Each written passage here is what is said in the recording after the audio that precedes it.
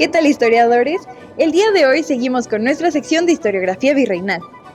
La historia virreinal, así como los personajes que forman parte de ella, han sido duramente juzgados por la historia. La visión de las personas respecto a esta época suele ser sesgada gracias a la leyenda negra española. Con esto nos referimos a la tendencia historiográfica que le atribuye características negativas a ciertos eventos y personajes de la historia de España. La constante crítica a este periodo y las malas interpretaciones que se tienen del mismo han provocado que el público no muestre interés alguno en conocer más sobre los actores y eventos que marcaron los siglos XVI, XVII y XVIII. Después de la conquista de Tenochtitlán, surge un tipo de historiografía que estaba centrado en describir el nuevo territorio, así como reconocer las acciones que realizaron los conquistadores en pro de la conquista y de la evangelización. A través de estos textos se buscaba darle a conocer a la corona las actividades que se realizaban en la nueva tierra y quiénes eran los encargados de llevarlas a cabo. El día de hoy les hablaré sobre uno de los autores más destacados de esta época. Nos referimos a Bernal Díaz del Castillo, un conquistador y cronista de origen español, autor de la historia verdadera de la conquista de la Nueva España. En este video abordaremos su vida y la importancia de su obra para la historiografía virreinal. La vida y obra de Bernal Díaz del Castillo han estado envueltas en controversia. ¿Fue realmente él el autor de la historia verdadera? ¿Qué nos revela su obra sobre los hechos de la conquista? En este video propongo una revisión a la biografía y parte de la obra de Bernal Díaz con el fin de responder las preguntas anteriores. Para comenzar, hablemos de la vida de nuestro personaje. Si bien ha sido posible reconstruir algunos datos biográficos del autor, debemos hacer hincapié en la dificultad que existe a la hora de recuperar la información de muchos de los autores de la época. Respecto a su vida familiar, sabemos que nació en Medina de Campo y que fue hijo del regidor Francisco Díaz del Castillo y de María Díez de Rejón. Sus estudios no fueron más allá del aprendizaje de las primeras letras, ya que desde temprana edad se vio en la necesidad de aprender a usar las armas. Según la autora Rocío Oviedo Pérez de Tudela, encargada de recuperar el material biográfico de Bernal Díaz para el portal de la Real Academia de la Historia, la cultura letrada y las lecturas de Bernal incluyen una extensa nómina de novelas de caballerías. Entre ellas se encuentran Amadís y Las Sergas de Esplandián. Sabemos también que su biblioteca se vería complementada con las obras de Illescas y Gómara. Después de muchos viajes y expediciones en el Nuevo Mundo, tenemos noticia de que a principios de 1584 queda ciego. Muere el 3 de febrero de 1584 en Santiago de Guatemala. Bernal participó en varias expediciones de las Américas. Hacia 1514 abandona su ciudad y se embarca en la expedición de Pedrarías Dávila. Escasean los datos de este primer viaje y los pocos que se ofrecen a veces son errados. Durante su estancia en Cuba le llegan noticias de una expedición exploradora, organizada por Diego Velázquez, Cristóbal Morante y Lope Ochoa. La expedición que inició su viaje el 8 de febrero de 1517 avistó tierras a los 21 días, llegando a Punta Cotoche y Champtón en Yucatán. El enfrentamiento con los indios hostiles se salda con la pérdida de 57 soldados y la herida mortal de Francisco Hernández de Córdoba. Organizada por Diego Velázquez y al mando de Juan de Grijalva, sale la segunda expedición el sábado 1 de mayo de 1518, desde la isla de Cuba.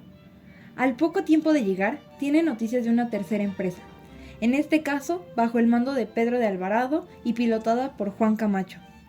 Bernal se alista con los expedicionarios entre los que figura Hernán Cortés como capitán y salen el 10 de febrero de 1519. A lo largo de su crónica, insiste en su participación en todas las empresas descubridoras de Nueva España y discute a aquellos que señalaban a Cortés como el único descubridor de México. Su obra, La historia verdadera de la conquista de la Nueva España, escrita décadas después de los acontecimientos, ofrece un relato vívido y detallado de la conquista desde la perspectiva de un soldado. Bernal se esfuerza por diferenciarse de otros cronistas como Francisco López de Gómara, a quien critica por su estilo retórico y su visión idealizada de Cortés. Él mismo nos lo indica en el capítulo 18, cuando confiesa haber leído la historia de la conquista de México de López de Gómara, ante cuya retórica su memoria le parece insuficiente. A primera vista, la historia verdadera se divide en tres partes claramente diferenciadas. En la primera, cuenta su participación en los viajes previos desde La Habana a Yucatán. La segunda sección del libro se trata de la conquista misma. y en la parte final describe el viaje a Honduras, la vuelta y el cambio de situaciones en las encomiendas de los conquistadores y otros detalles de la colonización y gobierno de la Nueva España. Asimismo, la crónica consta de 3 estratos o redacciones. Empezó siendo un memorial de guerras que comienza a redactarse a mediados del siglo XVI, complemento de las cartas al emperador y a Felipe II en que se queja de las injusticias descritas. Los biógrafos de Díaz del Castillo coinciden en que en 1568 fue la fecha de la conclusión del manuscrito. Una copia manuscrita llegó a España en 1575, 7 años después, la cual sirvió de base a la primera edición impresa que fue publicada póstuma en 1632. Respecto al contenido de los capítulos, nos centraremos en aquellos que hablan sobre la llegada a Tenochtitlán y los asombros que esta ciudad causó. Se trata del capítulo 87, que lleva el nombre de Cómo el gran Moctezuma nos envió otros embajadores con un presente de oro y mantas, lo que dijeron a Cortés y lo que él respondió. Bernal narra lo siguiente. Y otro día por la mañana llegamos a la calzada ancha y vamos camino de Iztapalapa.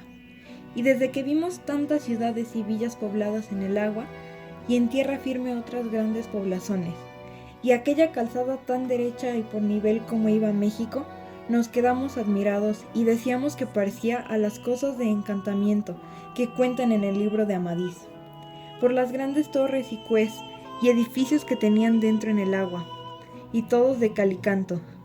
Y aún algunos de nuestros soldados decían que si aquello que veían si era entre sueños, y no es de maravillar que yo lo describa aquí de esta manera, porque hay mucho que ponderar en ello que no sé cómo os lo cuente, ver las cosas nunca oídas, ni vistas, ni aún soñadas como veíamos. Ya que conocemos más de la vida y obra de Bernal Díaz del Castillo, retomamos las preguntas que se plantearon al inicio del video.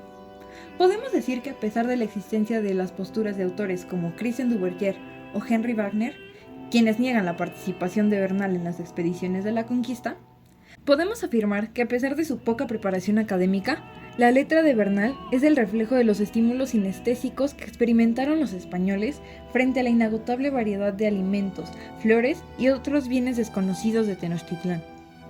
La historia verdadera es un testimonio invaluable de la conquista de México, que nos permite conocer los hechos desde una perspectiva única y cuestionar las narrativas oficiales.